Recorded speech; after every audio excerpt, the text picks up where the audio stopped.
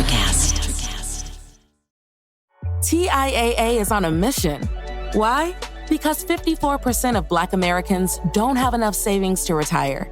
So in collaboration with big-name artists like Wyclef Jean, TIAA released Paper Right, new music inspiring a new financial future. With 100% of streaming sales going to a nonprofit that teaches students how to invest. Stream Paper Right now and help close the gap. There's a change happening in the way we live, the way we work, the way we spend our money and make our decisions. We are evolving to be more conscious in our actions in a way that serves the world and makes it a better place. Welcome to the Ethical Evolution. The Ethical Evolution podcast is brought to you by Ethical Change Agency. I'm Bindi, I'm the founder, and my mission is to help ethical entrepreneurs and holistic healers to find their voice through spiritual coaching and podcasting. I'm honoured to bring you the stories of those who create change through healing, kindness, innovation, purpose, and spirit. Understanding that to create collective change, we need to be the change. It all begins with us. Lyn Christian is an ICF-certified, master-certified coach and author with over 25 years' experience working with corporate and personal clients.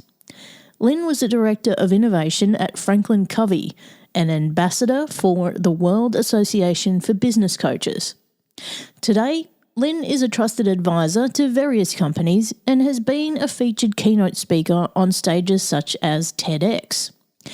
In this episode, we chat about Lyn's best-selling book, Soul Salt, Your Personal Field Guide to Confidence, Purpose and Fulfillment. How habits set you up for success and how investing in a coach will take you to the next level. Welcome, Lyn, to the Ethical Evolution. Thank you. I really appreciate the invitation. Now, I'm kind of excited to be with you today. You're joining us all the way from Utah in the States.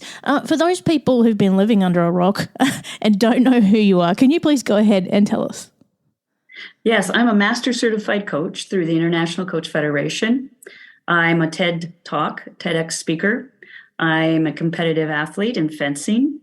I'm a parent, a grandparent, a partner. I am a business owner, an entrepreneur, and someone who's really interested in progressive thought.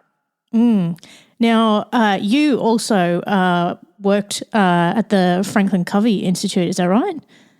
I did, yes. I had 3 jobs there. I started as a writer and developer of content in their innovation group, worked up to be a project manager, and then was asked to be associate director over a project management innovation center, and then from there was asked to be the director of innovation for Franklin Covey coaching division. I must say I was a huge fan of Stephen Covey back in the day, and still live by the principles of the 7 Habits of Highly Effective People. Absolutely love that book, and those principles still, have merit today. They do. And a lot of your philosophy in your work really is around the habits we have, isn't it? It is. It's around the way we live, philosophies that we use to guide our lives, the beliefs, the values, those sorts of things. So when I worked at Franklin Covey, there was a lot of synergy. And also I've checked out your TED Talk, which I absolutely love. For those who haven't seen it yet, do you want to tell us a little bit about what you cover there?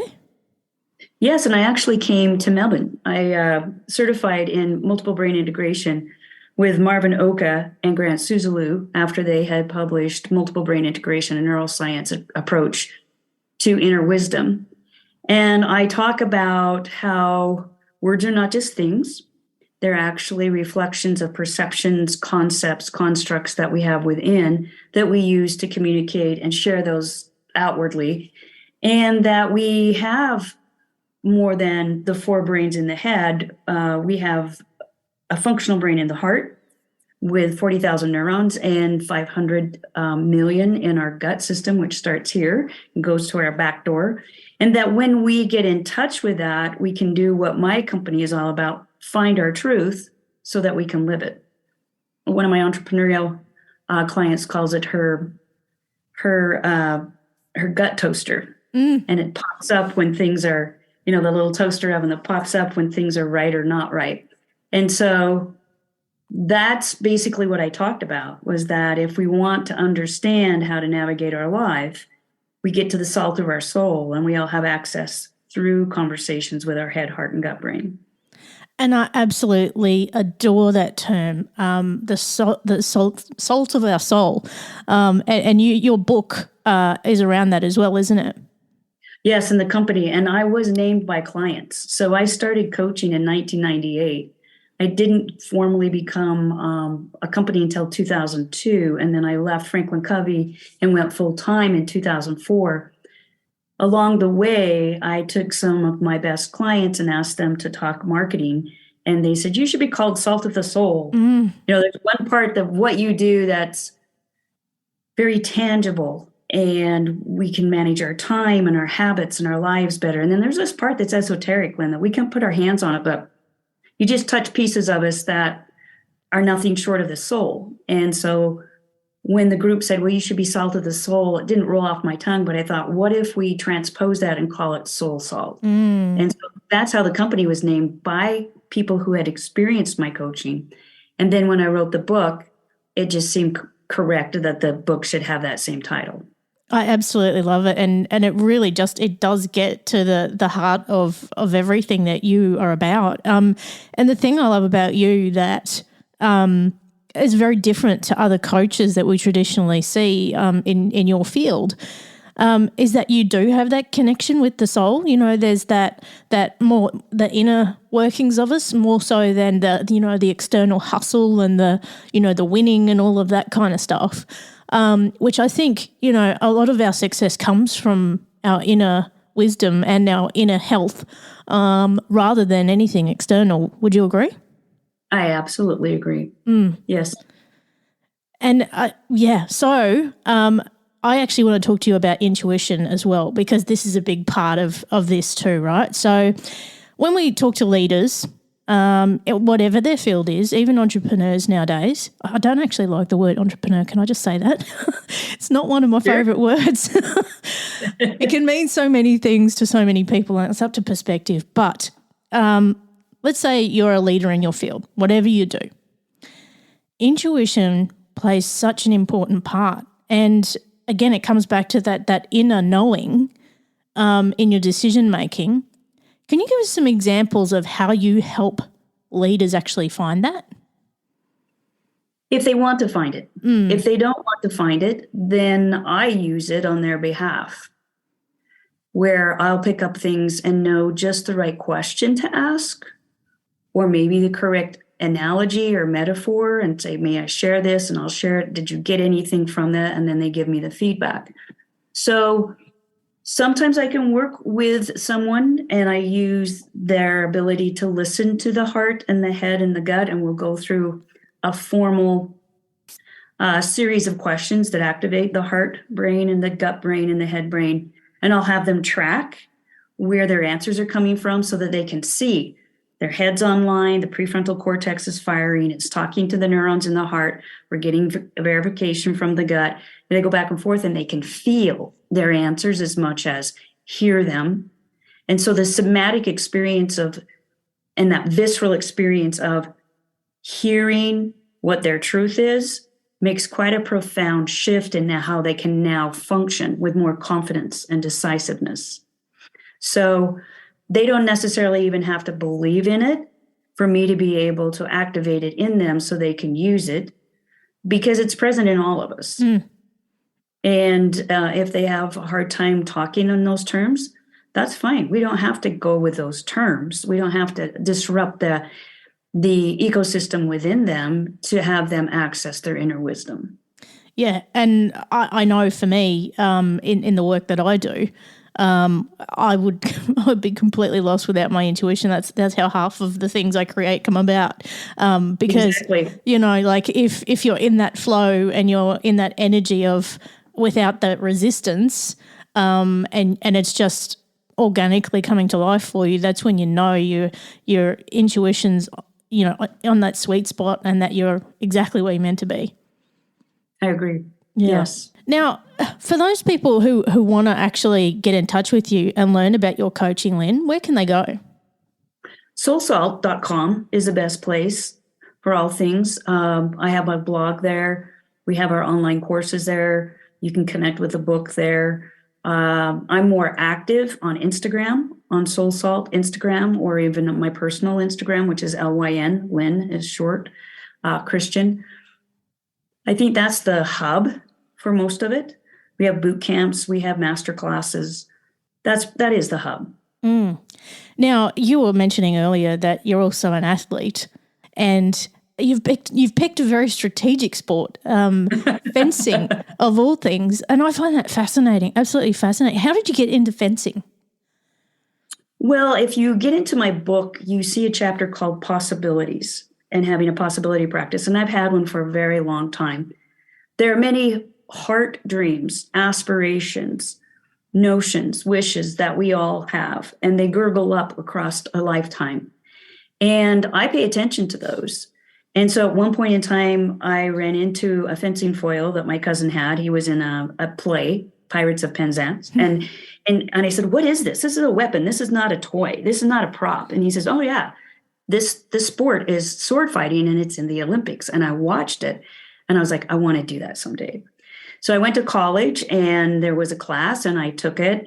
And then I was ready to graduate. And it was like, okay, not time for me to take fencing on seriously. I had a family. I've raised a family. I've gone through a career and many changes.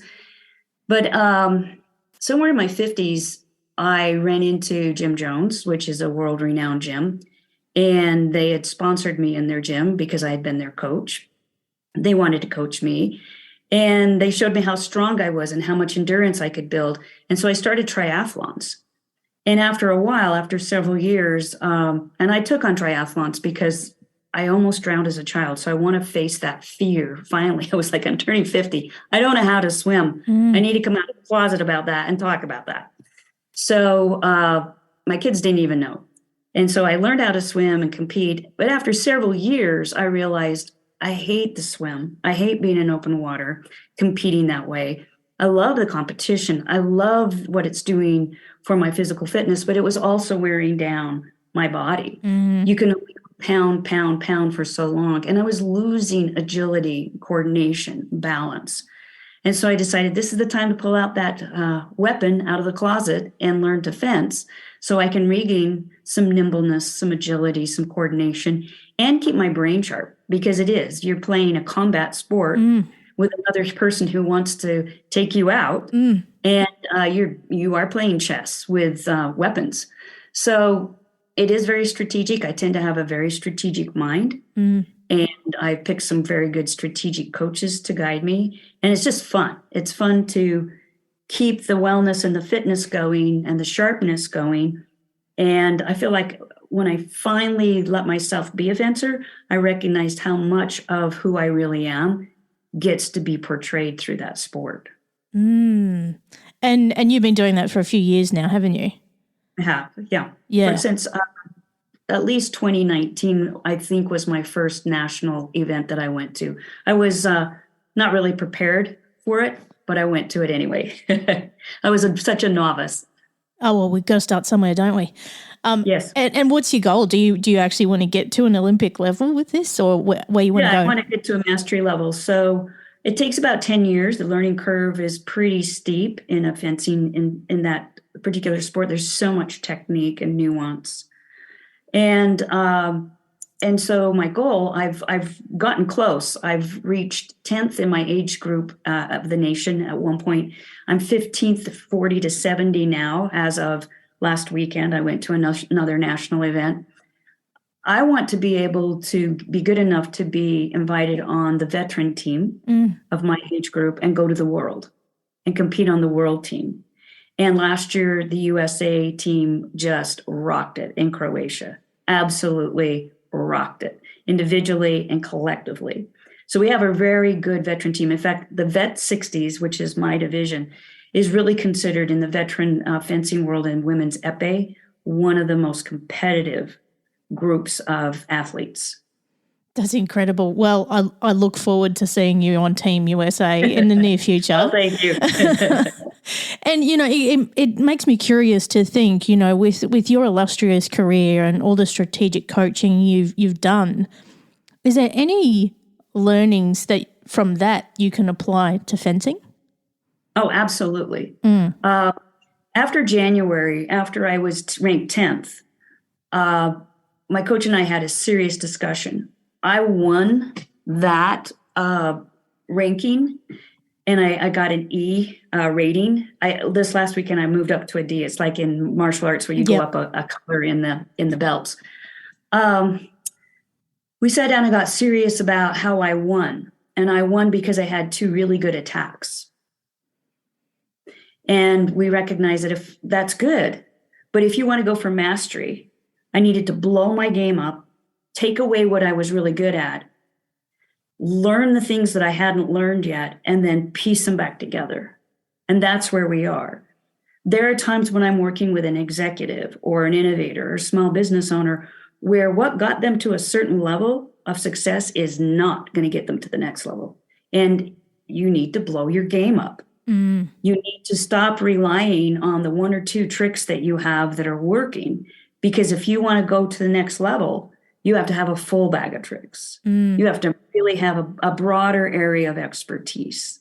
And that's what I was able to display on Monday of this week. And my coach literally was like, it was beautiful to watch you piece things together. And when you were on, you were amazing to watch. It was so fun. I remember coming off the piste in my second DE, direct elimination, and hearing a small crowd cheering for me. And I looked over, and there was a collective of about 10 people, some from my club and other people who were just there for me. And I was like, oh my goodness.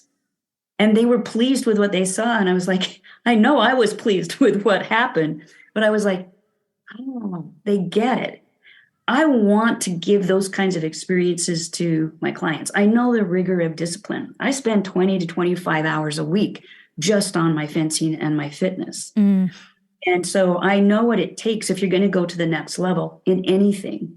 The focus you need to have, the consistency you need to have, the knowledge, the coaching base you need to have, the learning you're willing to do, the repetition, the one more time you've got to go out there and beat the blade on that dummy.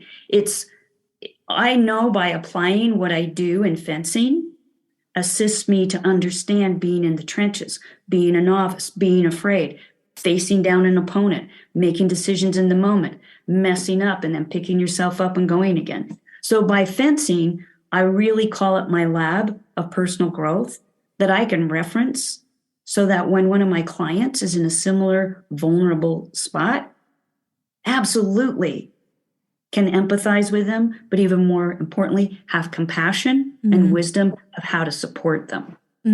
Yeah, it absolutely makes sense. And,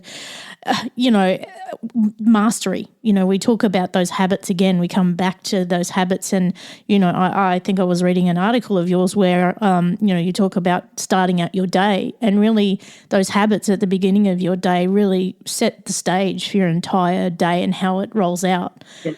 Do you want to tell us how you start your days and how those habits help you? I will tell you how. It's probably mundane for people to hear, but I'd be happy. One way, I'll just give the overview. One way they help me is they give me an entree to the day where I've literally set myself up for success. And I also feel like I'm ready to enter. So the first thing I do is 2 minutes of meditation. It's a body meditation I learned from Emily Nagoski out of one of her books, Come As You Are. And it just gets you grounded. And then I do 1 minute of focus. And that's from Huberman's work on how to stay focused. Those 2 things help me stay really calm and centered anytime I need those just before a big event, like I'm on the strip and I'm waiting for this champ to come over and see if I can do anything against this 40-year-old champion. That gives you that stillness. So I start with a quietness. I don't even turn on my phone. and I don't turn on any lights. I do that with the light of day that might be coming through the windows. And then I do a stretching routine. And I even wake up my hands and my feet, like it's a whole body sort of thing. I might do some thoracic stretches by hanging on a bar. And then I go downstairs and I get the dogs out, and I get a lot of first light in my eyes for sleep purposes. And then my partner and I do, we have tuning forks, and we use the tuning forks to wake up our bodies. There's a whole thing about sound and vibration. And then it's feeding the dogs, getting them out one more walk. And then I do 30 minutes of footwork for fencing and blade work, shower, get ready, get some breakfast, and go to work. All of that happens, between the time I wake up and the time that work starts. And then there's an after work routine, and there's a winding down for a bed routine. So I have everything written up. I have a trainer that's written a program for me. I follow the whole 30 food program Monday through Friday. I embellish it a little bit on weekends if I want some ice cream or a cookie or something, or I might have a beer.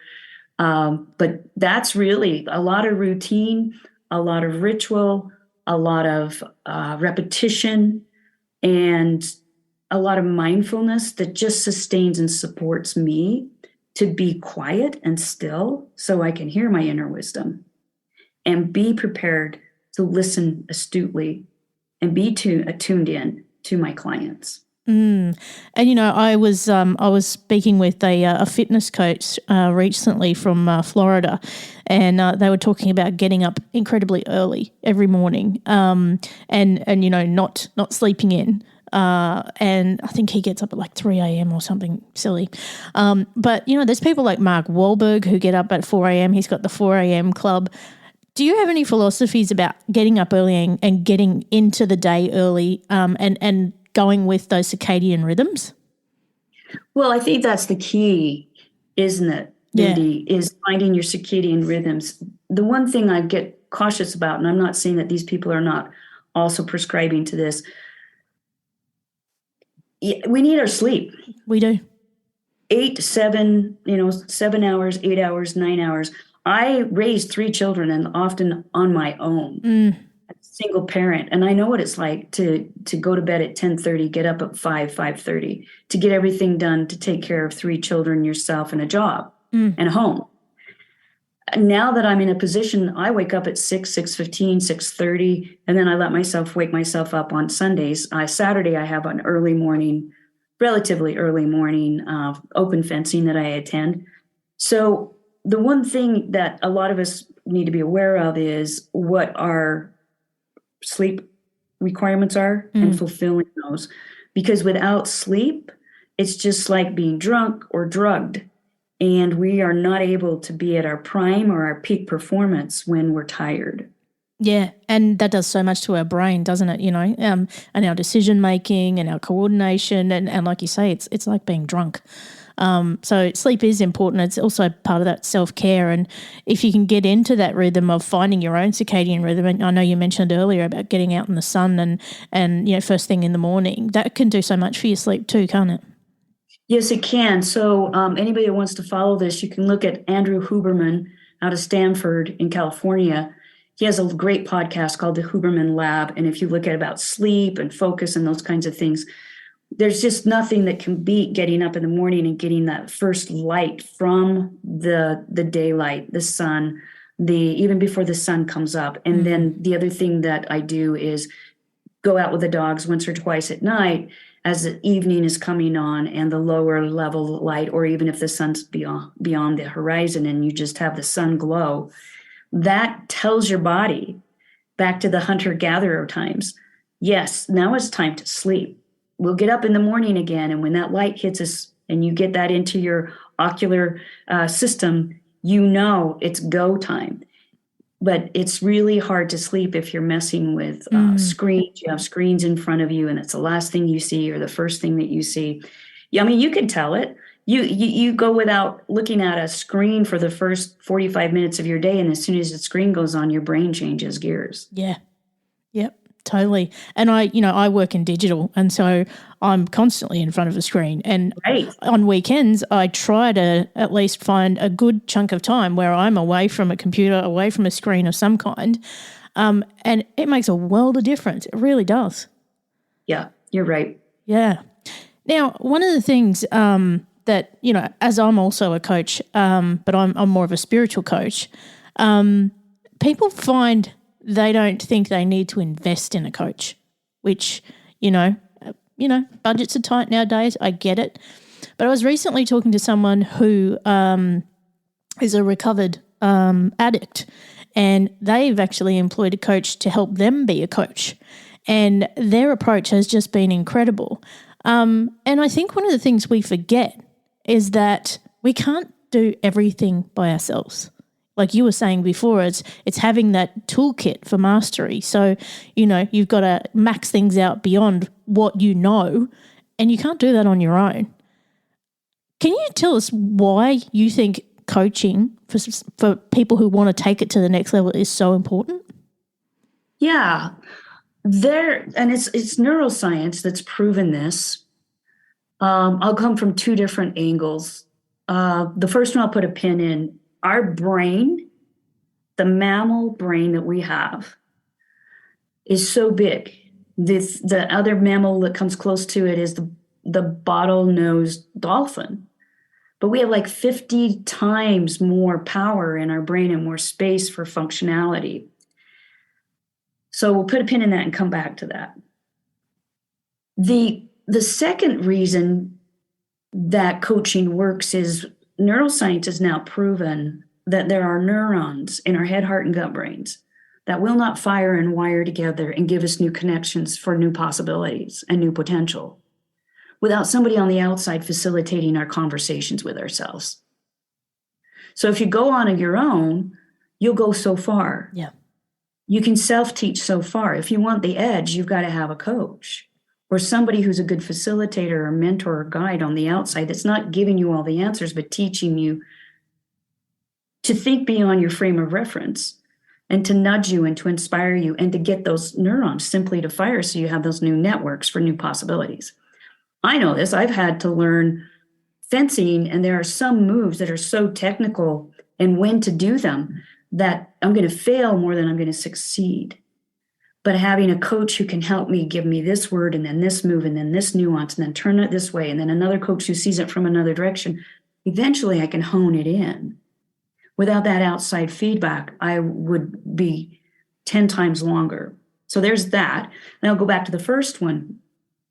We found out that our brains are so big and they've evolved to this, not because we can be great thinkers, but so that we can be great connectors. And sometimes we need somebody else believing in us, seeing our capacity and mirroring it back.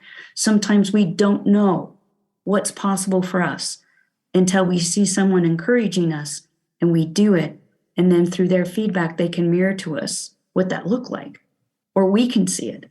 Sometimes we just don't know who we are till we see what we do. And when we have somebody to mirror back what their perspective was, it's far better than if we just stand on our own.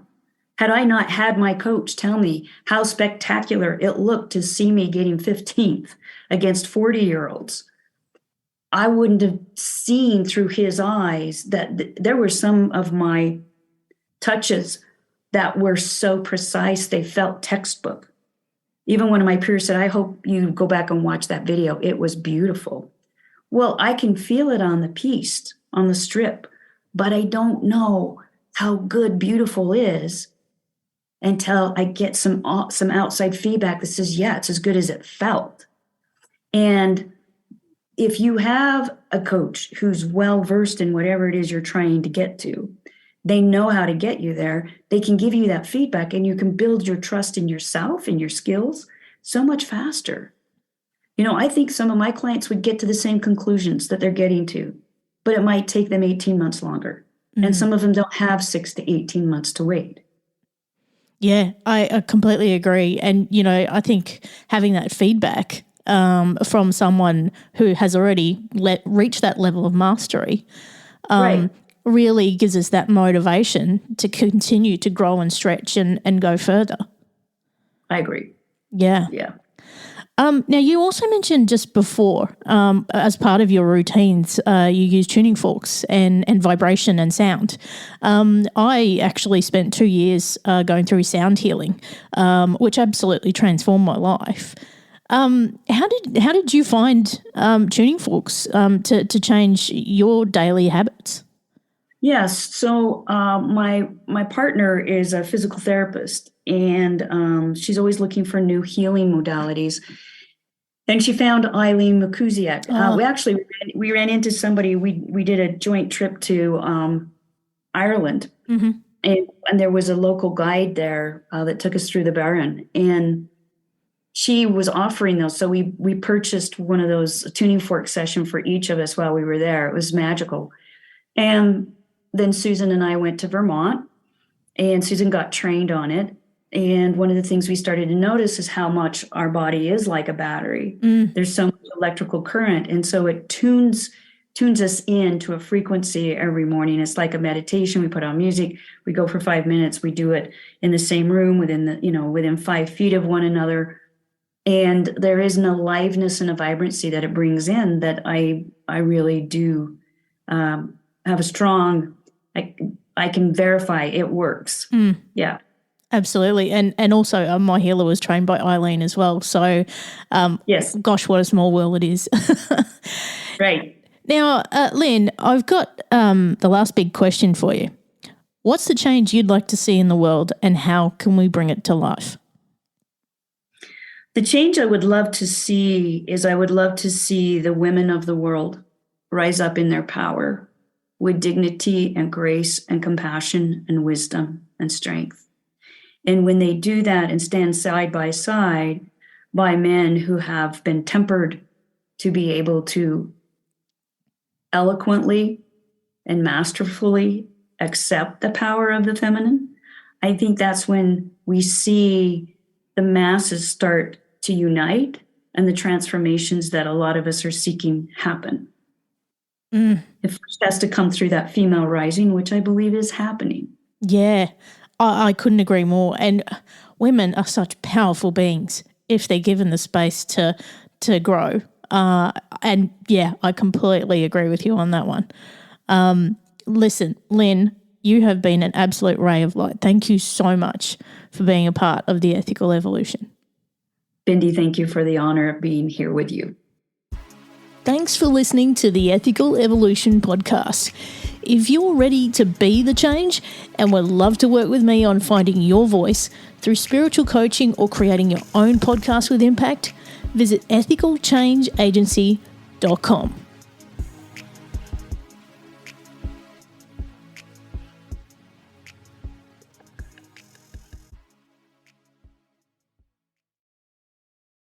Welcome to the Reverie channel, where entertainment knows no bounds. Live concerts, on-demand music, documentaries, and short films, all in stunning HD. Now on Roku TV, Apple TV, and Amazon Fire. Immerse yourself from home. And on Android and iOS for those on the move. Support creators with crowdfunding donations. Fuel their creativity. Join us in shaping entertainment's future. The Reverie channel, where every view, every donation matters.